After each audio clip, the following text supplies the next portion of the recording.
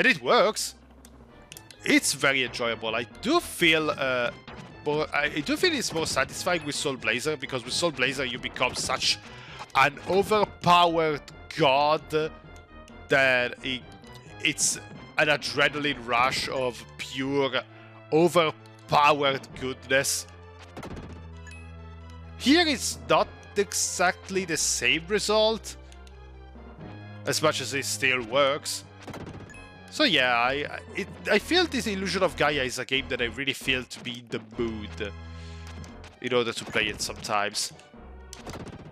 This section is annoying. Yeah, you see how many freaking enemies are here. This is basically just buying time and nothing else. The positive thing is that once we are done with all these freaking enemies, at the very least, we're gonna have a much bigger defense, so we're not gonna die as easily as I did for most of this place. Come on. There we go. Where is the other enemy? Yeah, I'm gonna use the map a lot, because in this place it's very easy to get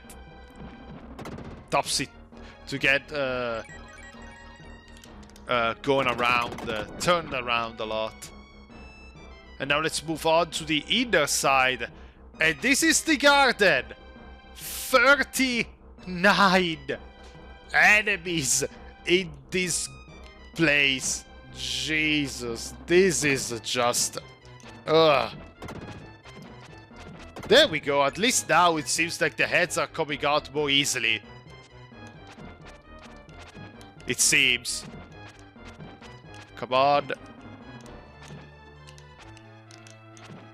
What is that I need to be doing in order to just destroy their heads in the least amount of effort possible?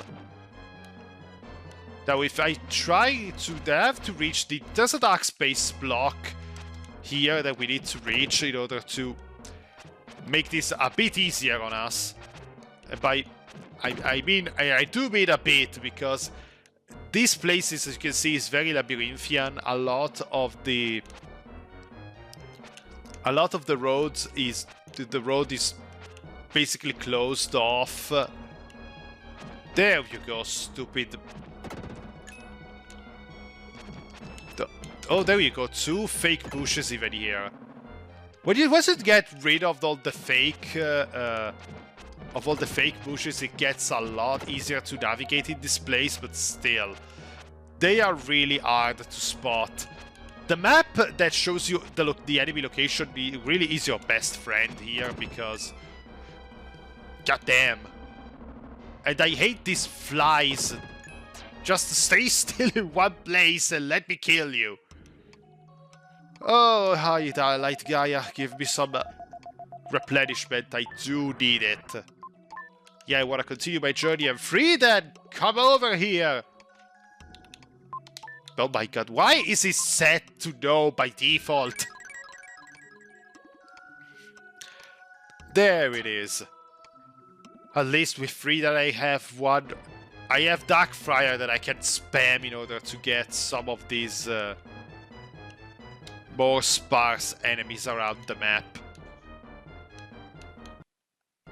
And maybe by using a sword, the heads of those freaking headless things are gonna be taken down much easier.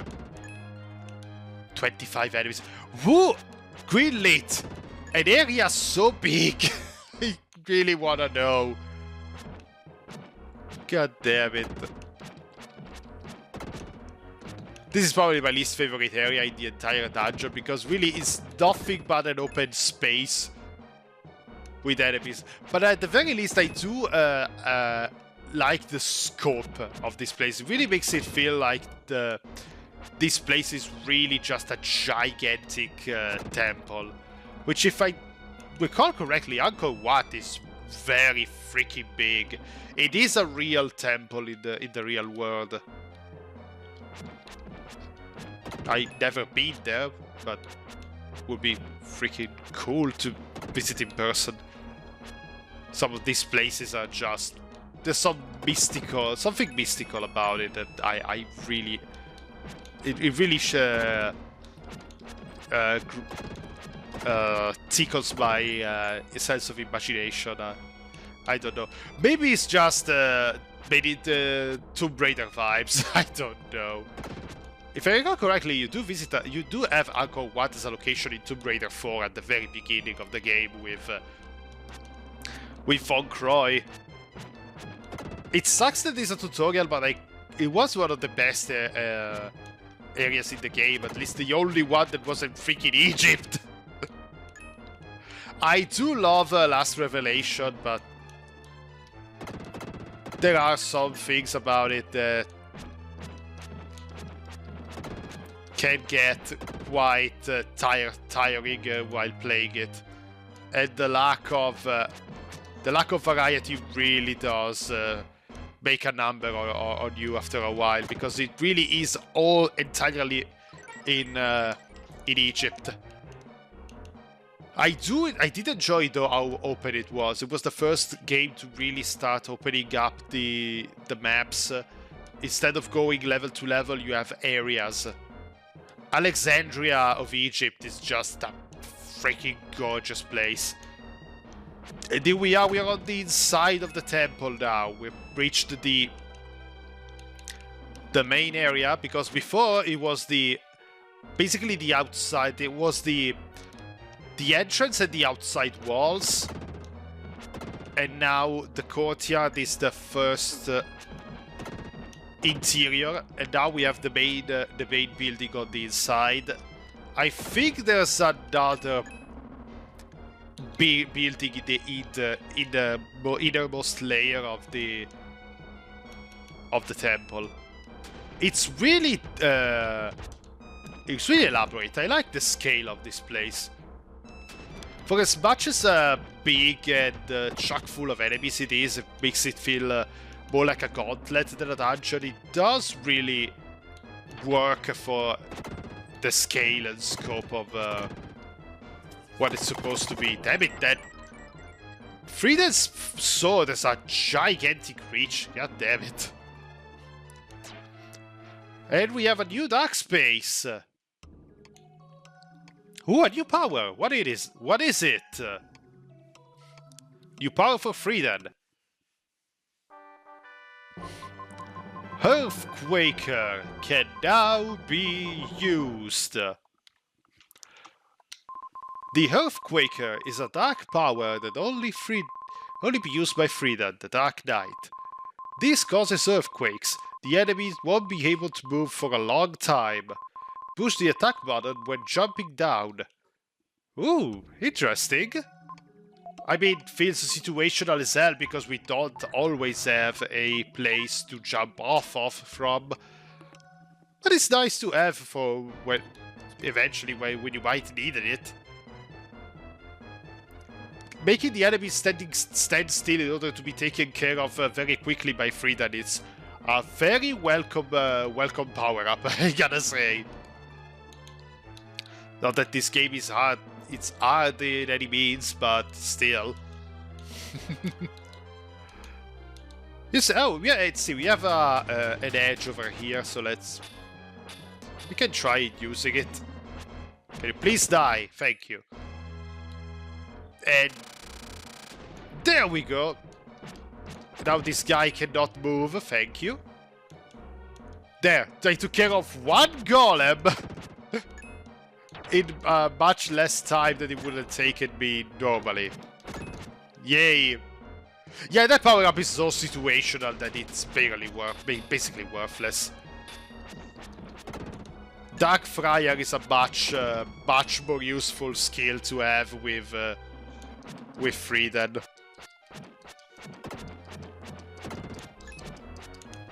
There we go. Ooh, nice. I do enjoy having more life bar. I like that we are starting to see the player life bar being more full. I can't wait for it to be just a solid 2 bar of blue dots. Stupid guardians. Oh, nice. Strength upgrade. Yes. And I've been talking about Tomb Raider again, but it's hard not to when you're basically surrounded by all these ancient ruins. Talk about that game really comes very natural, and I shouldn't have been used the Earthquaker here, because as you can see, now these guys cannot move themselves and had to wait for a while in order to kill them. So yeah, Earthquaker, not exactly the best power-up to have, unfortunately. At least not in this temple. Maybe in other dungeons later on in the game, it would be a lot much easier to use.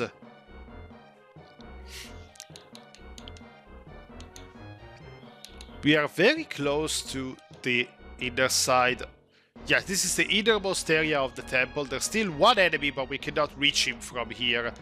We have to go all around the main hall like this. Oh, I'm sick of these floating heads. I am so sick of them. Come on. Thank you. At least they were in a nice place. Setting one foot inside, the floating crystal started to glow. Damn it. Yeah, we could still explore, but as you can see, it's basically impossible to see anything in this place, so we're gonna have to move down and keep exploring the first floor, especially since we haven't killed all the enemies yet. That's a big no-no.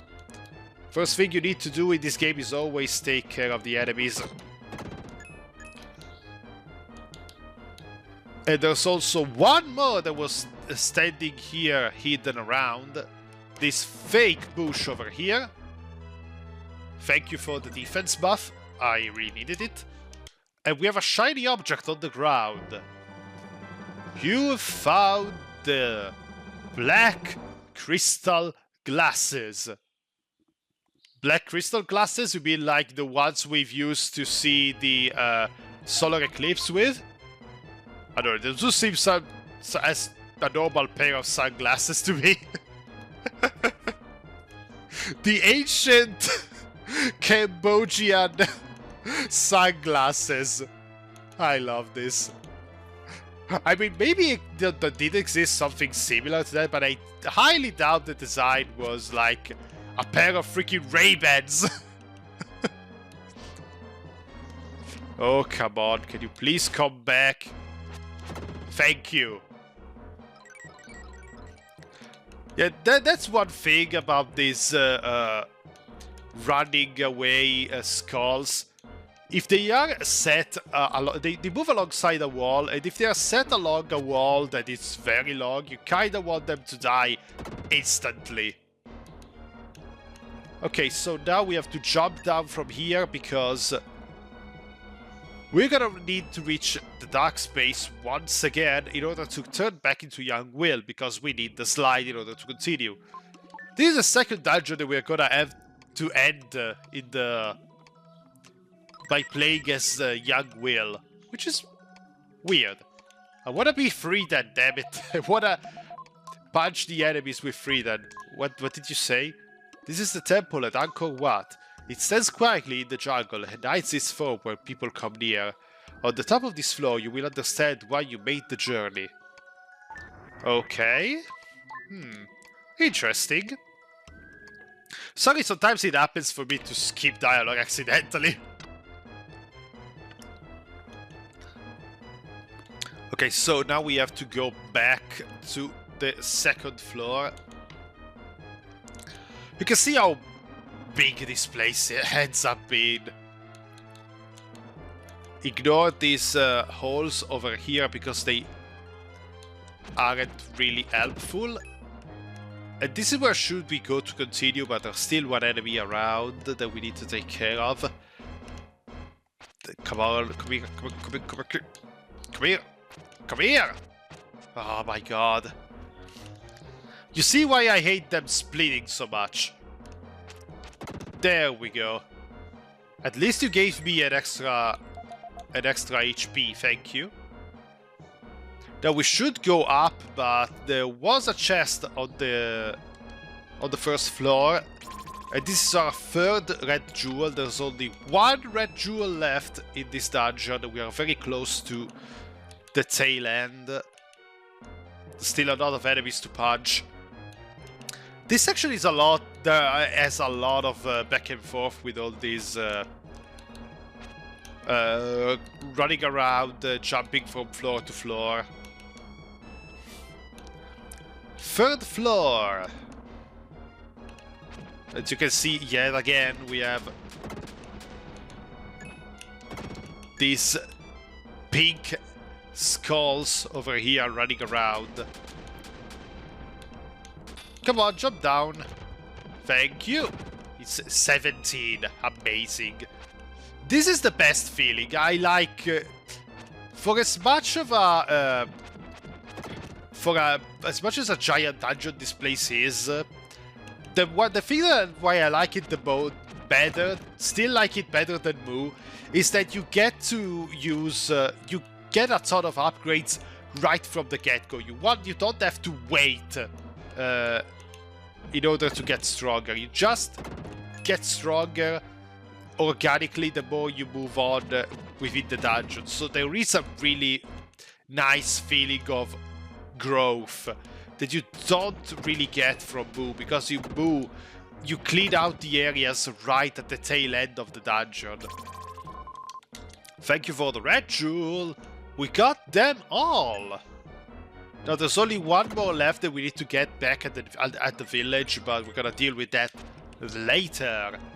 For now, let's just focus on cleaning up the dungeon since we are very, very close to the end.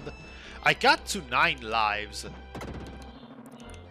Really, it makes you understand that at this point I will just tell you to just almost never use a medicinal herb if you can avoid it, because... I mean, the inventory is limited, so it might not be the best advice. But still, if you can be very conservative, because with all these coins that the enemies keep dropping, it's very hard to basically drop to 0 lives and have to redone the entire dungeon again once you get to the end. We got all the enemies here, so we have to move. We are done, yes, both plants are being cleaned up, so now let's reach the summit of the dungeon. Will, I've been waiting for you to come for thousands of years. What? Who are you? I am dreaming. Time has passed since the dream began, and my body became what you see. I'm going to show you a strange image. Close your eyes. What does it have to show? Wait. This is a city. Is this meant to be Tokyo? Yeah, that's just a train station, a lot of skyscrapers, and some roads. What was that? That is the new world. That world is all grey. This world has blue water, green mountains, brown earth all over. You will usher in that world. Me? Such a strange world? Tall tree replaced by buildings. Rivers replaced by roads. No matter what kind of world people have, if they think they're happy, they'll be happy. Go to the village and restore those turned to stone to their original condition. Release those who have been turned grey back to their natural state. If they think they're happy, they will be happy. This is the usual eco-friendly message that there is in every game. When the blinding light stopped, I stood quietly as if nothing had happened. Then I found the Gorgon flower held tightly within my hand. I meant every game by Quintet. Gaming. Before someone thinks that there's environmental messages in every single game in existence. There's not, but Quintet always tries to have these messages about how there should be equilibrium between the nature and modernity, which is something that almost never happens. As you see, that was basically Tokyo being shown an entire sea of just buildings. But yeah, we are done with Angkor Wat. Now we just have to need to go back to the native village, which is gonna have to be, which just means backtracking through the entire temple. So, we see you in a minute.